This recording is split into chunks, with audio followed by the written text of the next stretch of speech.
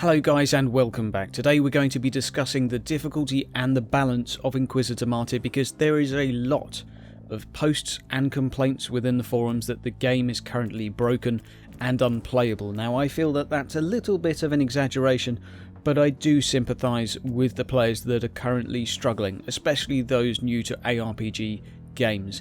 What I'm going to do in this video though is I'm going to try and make a case as to why it appears broken and why it appears that the game is too difficult, but I do think this is a question of balance and not of broken game features. Now let's break this down into a few categories. Now you'll see in the background as well, I'm playing through with a brand new naked character that I've just made, no skill points. I've spent 1000 on a void shield, but other than that this is a completely fresh character, so anyone could go into a game with this build. We're going to do an investigation without any of the expensive perks. Make this as true to life as it can be of a new character. What you'll notice, I'm using the needle rifle, which is one of the stronger weapons in the game at the moment, which will make my life easier. And that leads very neatly on to my very first point. The anti-healing within the game is a very big deal right now, and currently there is only one weapon which has anti-heal. This is the needle rifle, and it applies 100% healing reduction, and most players that will tell you the game is broken are normally struggling with the regeneration mobs such as standard bearers or demonic incursions where all enemies seem to be regenning. I do appreciate that this can seem pretty difficult, but again, as soon as you take away the healing, in fact the difficulty is very easy. What I think in the game at the moment they have an issue with is, firstly, the Crusader has no anti-healing they have access to, which is a problem. So secondly, the fact that you have 100% healing reduction on the needle rifle is broken, because it means for difficult content the needle rifle is mandatory if you're really trying to push the boundaries. I really think the needle rifle could have more than other weapons, but what I would like to see is a system that I've seen in a few other games where anything that applies a dot or a bleed or a burn or something like that would reduce enemy healing by, let's say, an average of 20%. My personal opinion is that everything that applies a dot should do this. That way every character and lots of different builds all have the potential to do a little bit of healing reduction, and rather than having to have a needle rifle or having to have a heavy flamer, which in the lore does prevent regeneration, then you may have a few different options. So you might say, I want to have a dot on my melee, or I'll have a dot on my range, but I'd like to have one dot for anti-heal.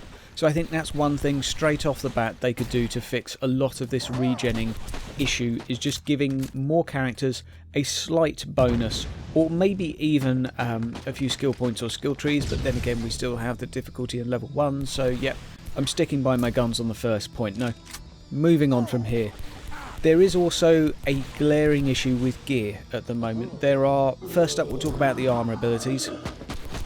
There are some that are good, there are some that are bad. For the assassin in particular, the fabric distortion armour is great, the stealth armour is more or less pointless, and the hololithic armour is okay. I'm using it in this map just because I couldn't afford to buy anything new. I wanted to make a new character and the needle rifle was my priority, but it's not particularly good either. As for the Crusader, the armours are a little bit more viable, all of them. They all have their own place and they're all use, but some are slightly better than others. Now this issue is magnified when we talk about the weapons in the game. There is a very large difference between weapon balance at the moment. This, although it's maybe not as noticeable when you first jump into a game, some of these players talking about having difficulty with green gear, with purple gear, that they still can't complete a mission. Well, not all weapons are equal. Now hopefully some of you have seen the previous video talking about the Exodus rifle. There you could see the primary ability on that was armour piercing. It shocked an enemy, it slowed them, it stunned them, it did everything you could ask for. It's an amazing weapon. Combine that, or rather compare that, with the plasma rifle, which does a grand total of fuck all when you attack an enemy. It does, it generates heat, well done.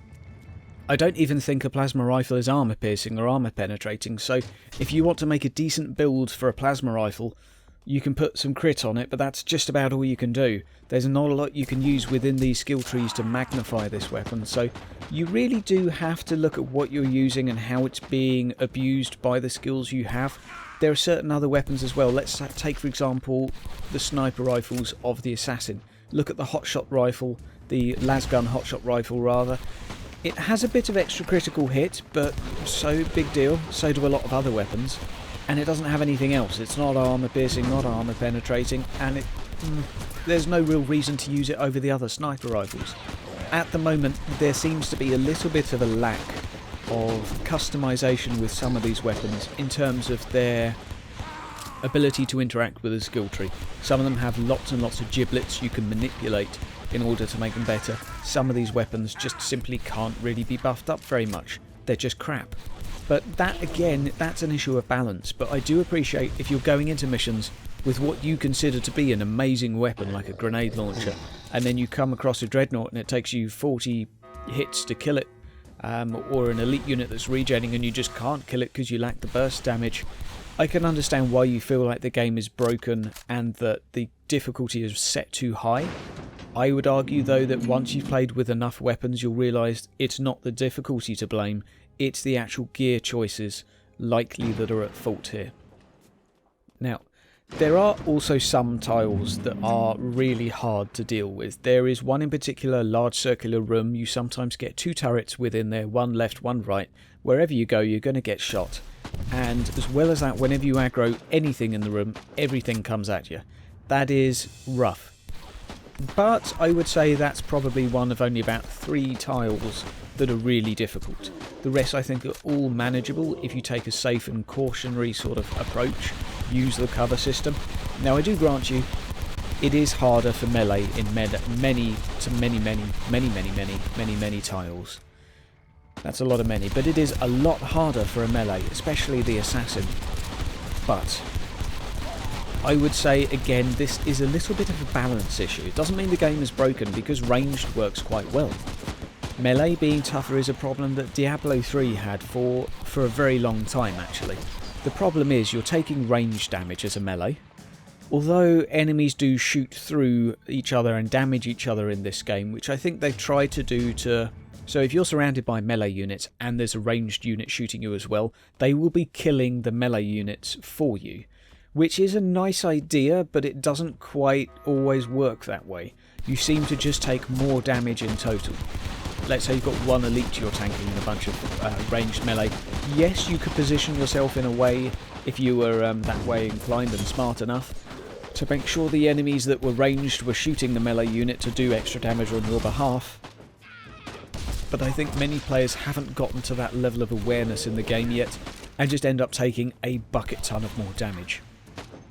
The solution to this, which Diablo 3 went with, if I remember correctly, is that all melee units took 20% less damage. All melee characters, sorry, not the enemy. That would be rough.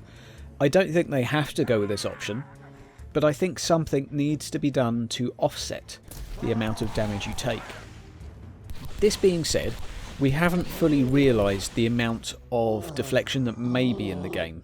So once a few more skill trees are added, and by the way there are more skill trees being added and more skill points, so maybe once we get a little bit more deflection, maybe that will do it. Maybe as the assassin gets a little bit more dodge from a dodge skill tree, maybe that will make them more viable. It's kind of difficult to say in terms of balance with early game, but what we can say at the moment though is that in the early game, when you are sub level 20, it's really, really rough. Playing as a melee, you take loads and loads of damage.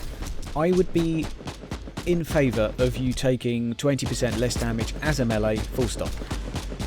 Or they could maybe put an extra 10% deflection on the weapons, although maybe then that's going to mean at late game things are going to be broken, so obviously tailoring this is going to be difficult, but I do think and I do sympathise with players that are suffering in melee, because yes, it is harder, you take more damage. My solution, myself, would be to give the Crusader slightly more deflection, give them a little bit of a bonus to dodge when using this combo, and give the Assassin something like some life on hit, some free life on hit that comes with a character. Maybe even health regen on kill as a free move, maybe, I don't know. There's loads of different options they could go with here, but thus far at the moment there is an issue comparing melee to range. So let's continue with the video for a little bit and see how we're cracking on. As you can see, we're down to 7 enemies. Hope you've enjoyed the footage here. As you see, I've been playing a very cautious playstyle. The needle rifle has really helped because, well, these marauders are a bit of a pain to kill without it. They are killable. They are killable. You'll see as well I've been taking a lot of extra care to avoid the traps. There is a lot of these little skulls laying around the place. And, well, I don't want to take on more enemies if I don't have to. At the moment, my objective is just to complete the mission.